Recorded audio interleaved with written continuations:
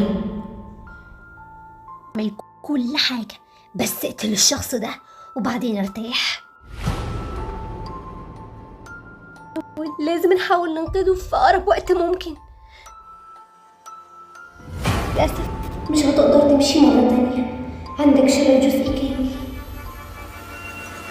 في كل حاجة. خسرت عيلتي، خسرت أمي، خسرت ريتاش، خسرت كل حاجة. كيف راح أقدر أمشي مرة تانية؟ كيف راح أقدر أعيش؟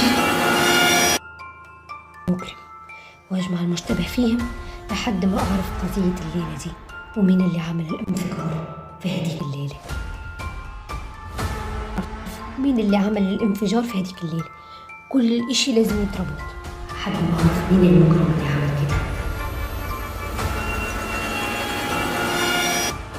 الشاب ده اهم واحد لازم تقتله. الشرطي انا هقتله يا زعيم في الوقت المناسب. لو اتحركت هقتلك. طيب يا حبيبتي، اتمنى لو كانوا دخلتوا معايا. اتمنى. يلا خلينا ننتظر بابا لحد ما يجي من الشغل.